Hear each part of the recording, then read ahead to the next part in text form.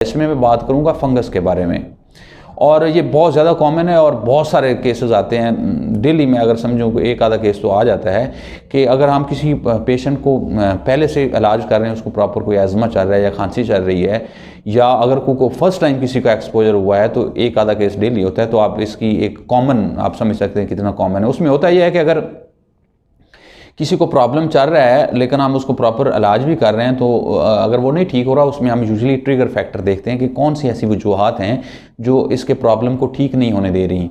तो उसमें यूजुअली ये फंगस निकल आती है। अब ये कहाँ होती है, इसमें एक आम आदमी को समझाने के लिए समझाऊंगा कि जो हमारे, अगर आपने देखना है कि हमारे घरों में जहाँ पे थोड़ी सी नमी होती है, वो किसी वजह से भी हो सकती है। वो डायरेक्ट जिस तरह सीवरेज सिस्टम है उसके ऊपर, या जिस तरह ये जो वॉशरूम है उसमें से कहीं पानी अगर लीक हो रहा है टूटी वगैरह में से, तो उसमें वो जहाँ भी मतलब थोड़ी सी नमी होगी वहाँ पे ये हो जाती है फंगस। इसको मोल्ड कहते हैं, काई वगैरह, जो बिल्कुल बाज़ ग्रीन कलर की होती है, बाज़ ब्लैक कलर की होती है। मुख्तलिफ किस्म की फंगस होती है, इनकी मुख्तलिफ लंबी चौड़ी एक वैरायटी आप समझें।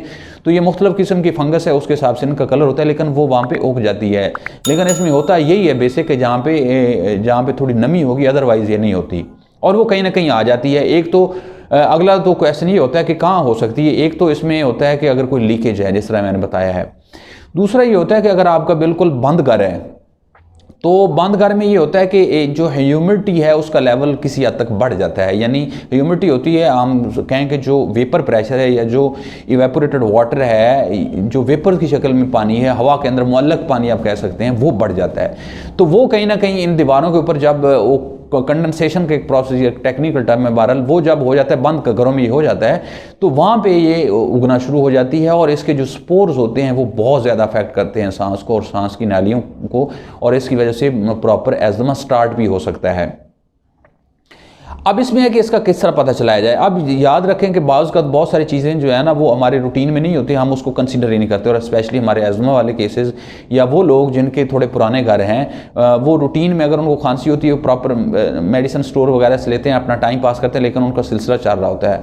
और इन केसेस में आम तौर पर ये एक फंगस बहुत बड़ी वजह होती है। तो आपने इसको ढूंढना ये है कि आमतौर पर छतों के ऊपर देखें, अगर बारिश के बाद हुआ है, कहीं आपके अगर कुछ सामान पड़ा है पुराना, उसके आप पीछे बैक में देखें, अपने फर्नीचर के बैक में देखें, या जहाँ पे वॉशरूम है उसकी दीवारों के साथ देखें, तो आपको कहीं ना कहीं ये नज़र आ जाएगी। अब अगली बात है कि इसको किस तरह ख़त्म करना है। अब इसमें कुछ इसके नेचुरल वेज हैं कि आप फॉर एग्जांपल सिरका ले सकते हैं। जो सिरका होता है उसको अगर आप इसके ऊपर अंडेल दें और 2-4 घंटे के बाद उसकी सफाई कर दें, तो ये साफ़ हो सकती है। और फिर उसके ऊपर आप वो प्रॉपर सीमेंट वगैरह लगवा दें ताकि वो ख़त्म हो जाए। इसके अलावा कुछ मीठा सोडा भी है, इसके अलावा कुछ और जो घर में आप टोटके कह सकते हैं वो किए जा सकते हैं इसको ख़त्म करने के लिए।